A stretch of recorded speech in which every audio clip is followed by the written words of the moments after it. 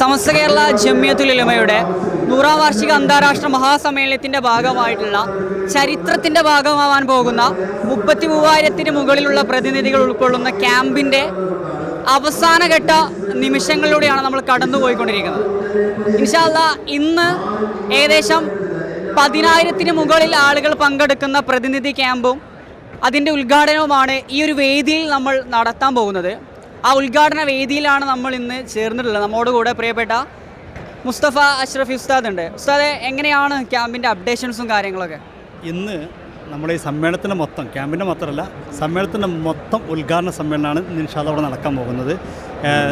ഇന്ന് യാത്ര വരുമ്പോൾ പതാക ജാഥ വന്ന് അവിടെ വെച്ചുകൊണ്ടൊരു ഘോഷയാത്രയായിട്ട് വന്ന് 100 പതാക ഉയർത്തും. അത് വരക്കലല്ലേ പതാക?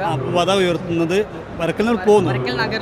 വരക്കൽ നഗറിലാണ് പതാക ഉയർത്തുന്നത്. ബഹുമാനപ്പെട്ട സയ്യിദുൽ ഉലമ ജിഫിർ മുത്തുക്കോത്തുകളൊന്നും ബാക്കി 99 പതാക ഉയർത്തും. ആ പതാക ഉയർത്തിക്കുന്ന ലേഡീസ് മുഴുവൻ ഇങ്ങോട്ട് വരും. അങ്ങനെ മഗ്‌രിബ് നിസ്കാരം കഴിഞ്ഞാലാണ് ഇവിടെ ഉദ്ഘാടന സമ്മേളനം നടക്കുന്നത്. ആ ഉദ്ഘാടന സമ്മേളനത്തിൽ ഉദ്ഘാടനത്തിന് വരുന്ന ആളുകളും സമ്മേളനത്തിന് വരുന്നവരും പ്ലസ് ഇന്ന് നാളെ മുതൽ ആരംഭിക്കുന്ന നാസിഹീങ്ങൾ, അതായത് 10,313 ആളുകൾ, അവരുടെ ക്യാമ്പും ഇന്ന് ആരംഭിക്കും. ഏകദേശം ആ ഒരു 10,000-ന് മുകളിൽ ആളുകളൊക്കെ ഏകദേശം ഇവിടെ എത്തിയിട്ടുണ്ടാവുന്നില്ലേ? വിശ്വാസം ഇല്ല, അവർ വന്നുകൊണ്ടിരിക്കുന്നുള്ളൂ. അവർ നമ്മൾ പറഞ്ഞിട്ട് 4 മണിക്ക് എത്താൻ ആവശ്യപ്പെട്ടിട്ടുള്ളത്. ഇപ്പോൾ വന്നിട്ടുള്ളത് ഇതിൻ്റെ കോർഡിനേറ്റേഴ്സാണ്, പിന്നെ വളണ്ടിയേഴ്സാണ് ഇപ്പോഴത്തിൽ. പക്ഷേ അതിനെ നമ്മൾ വിചാരിച്ചതിനൊക്കെ അപ്പുറം ആളുകൾ കോർഡിനേറ്റേഴ്സും അല്ലാത്തവരൊക്കെ 4 മണിക്ക് വരാൻ പറഞ്ഞപ്പോഴൊക്കെ ഇന്നലെ മുതൽ വന്നു. ഭയങ്കര ആളുകൾ ഭയങ്കര ആവേശത്തിലാണ്. നമ്മൾ ഭക്ഷണമൊക്കെ എത്ര വെച്ചാലും തികയാത്ത അത്ര ആളുകളാണ്. ഇതൊരു ഒരു സമ്മേളനത്തിലും കാണാത്തൊരു ആവേശമാണ്. ഇപ്പോൾ നമ്മൾ ഏകദേശം ചരിത്രത്തിന് ഭാഗമല്ല, ചരിത്രമായി തീർന്നു. നോക്ക്, നിങ്ങൾ ഈ ഒരു ഒറ്റ ഇത് മാത്രം 11,000 ആളുകൾ ഇരിക്കുന്നൊരു ഗ്രൗണ്ടാണ്. 11,000 ആളുകൾക്ക് ഇരിക്കാൻ മാത്രമാണ് ഈ സംവിധാനിച്ചിട്ടുള്ളത്. 2 ഭാഗത്തു പോലെ 10,000 ആൾക്ക്, അങ്ങനെ മൊത്തം 33,313 ആളുകൾക്ക് ഇരിക്കാനുള്ള സംവിധാനമാണ് ചെയ്തത്. ഇന്നിപ്പോൾ നമ്മൾ പറഞ്ഞ ഉദ്ഘാടന സമ്മേളനമാണ്. ബഹുമാനപ്പെട്ട സാദിഖൽ ശാബ്ദങ്ങളാണ് ഉദ്ഘാടനം നടന്നത്. ഉദ്ഘാടനത്തിന് ശേഷം എന്താണ് ഈ വേദിയിൽ നടക്കുന്നത്? ഇന്ന് കാര്യമായിട്ട് നടക്കുന്ന ഉദ്ഘാടന സമ്മേളനമാണ്. അതിൽ ബഹുമാനനായ സയ്യിദ് സാദിഖൽ ശാബ്ദങ്ങൾ ഉദ്ഘാടനം ചെയ്യും. ബഹുമാനപ്പെട്ട സയ്യിദുൽ ഉലമ ജിഫിർ മുത്തുക്കോയത്തങ്ങൾ അധ്യക്ഷനാകും. ബാക്കി വിദേശ പ്രതിനിധികളൊക്കെ ഉണ്ടാകും. അവരുടെ സംസാരങ്ങളൊക്കെ ഉണ്ടാകും. കുറച്ച് പ്രഭാഷണം ഇന്ന് മാത്രം ഉണ്ടാകും. ഒരു 10 മണി വരെ നീണ്ടു നിൽക്കുന്നൊരു പ്രോഗ്രാമാണ്. നമ്മളിപ്പോൾ നേരത്തെ വോളണ്ടിയർമാർക്ക് നിർദ്ദേശം കൊടുക്കുന്ന സമയത്ത് പറഞ്ഞു അവരുടെ ചെരുപ്പ് വരെ കൃത്യമായ രീതിയിൽ അത്തരത്തിലെല്ലാ മൈന്യൂട്ടായ കാര്യങ്ങളും കൃത്യമായ രീതിയിൽ അസസ് ചെയ്തിട്ടുണ്ട് അല്ലേ? ചെരുപ്പ് മാത്രമല്ല, ഒരു വളണ്ടിയർ അല്ല ഒരു പ്രതിനിധി എവിടെ ഇരിക്കണമെന്ന് വരെ തീരുമാനിച്ചിട്ടുണ്ട്. ഇപ്പം നിങ്ങൾ ഈ കാണുന്നത് കണ്ടോ, ഓരോ ക്ലസ്റ്ററുകളാണ് ഇതൊക്കെ, ഓരോ ക്ലസ്റ്ററുകളാണ്. അപ്പോൾ ഒരു ക്ലസ്റ്ററിൽ ആരിക്കണം, അവരെവിടെ ഇരിക്കണം, അത് കൃത്യമാണ്. അവരുടെ കയറി വരുമ്പോൾ ചെരുപ്പിട്ട് കയറരുത്. എന്നാൽ ചെരുപ്പ് അവർ പുറത്തിട്ട് കഴിഞ്ഞാൽ കണ്ടെത്താൻ പ്രയാസമാണ്. അപ്പോൾ അവർക്ക് ചെരുപ്പിന് കവർ കൊടുത്തിട്ടുണ്ട്. എല്ലാതും എന്തൊക്കെ ചെയ്യാൻ പറ്റുമോ എല്ലാം ചെയ്തിട്ടുണ്ട്. ഇപ്പോൾ നമ്മൾ പല ദിവസങ്ങളായിട്ട് ഇതിൻ്റെ അപ്ഡേഷനുകൾ കൊടുത്തിട്ടുണ്ടായിരുന്നു.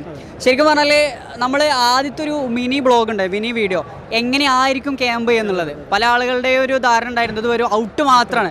പക്ഷേ ശരിക്കും അത് പൂർത്തിയായി കഴിഞ്ഞപ്പോഴാണ് മനസ്സിലായത് ശരിക്കും അതിനേക്കാൾ മനോഹരമായിട്ടല്ലേ. അതെ, ഇത് നമ്മൾ ഈ പ്രൊമോ വീഡിയോ പുറത്തു വിട്ടപ്പോൾ പലരും പറഞ്ഞു ഇതൊക്കെ നിങ്ങളെ ആളുകളെ തട്ടിക്കൂട്ടാനുള്ള ഒരു പരിപാടിയല്ലേ.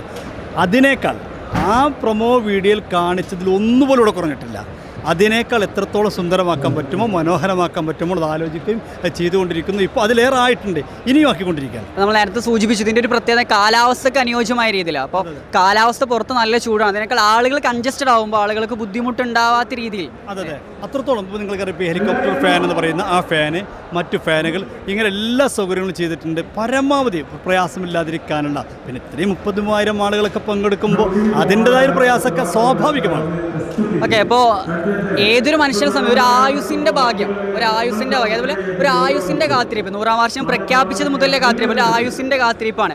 ആ രീതിയിൽ ഒരു ക്യാമ്പിന്റെ പ്രതിനിധി എന്ന നിലയിൽ അഷ്റഫ് ഹുസൈൻ എന്താ സൂചിച്ചു, ഒരു ക്യാമ്പ് പ്രതിനിധി അല്ലെങ്കിൽ സമസ്തയുടെ ഒരു ഭാരവാഹി എന്ന നിലയിൽ ഇതിനെങ്ങനെ നോക്കിക്കാണുന്നത്? അതെ, ബഹുമാനപ്പെട്ട പാണക്കാട് സയ്യിദ് ഹൈദരലി ശിഹാബ് തങ്ങളാണ് ഈ 100ാം വാർഷികം പ്രഖ്യാപിച്ചത്. അന്ന് മുതൽ നമ്മുടെ ഒരു ആഗ്രഹമാണ് പടത്തിന് 100ാം വാർഷികത്തിൽ നിന്ന് പങ്കെടുക്കണം. അത് എൻ്റെ എന്നല്ല, എല്ലാവരുടെ ആഗ്രഹമാണ്. ഇപ്പോൾ എത്രയോ ആളുകൾ കാണുമ്പോൾ പറയണം അത് വേർക്കണം, 100ാം വാർഷികത്തിൽ പങ്കെടുക്കണം. ഇപ്പോൾ എന്നോട് ഒരാൾ സൂചിപ്പിച്ചു എനിക്ക് ഉംറ ചെയ്യാനും താല്പര്യമുണ്ട്, 100ാം വാർഷികത്തിൽ പങ്കെടുക്കാൻ താല്പര്യമുണ്ട്. അത്രത്തോളം ആളുകൾക്കുള്ളിൽ അതിങ്ങനെ ആയത്തിൽ ഇറങ്ങി എന്നുള്ളത്. അത്ര താല്പര്യത്തിലാണ് ആളുകളുടെ.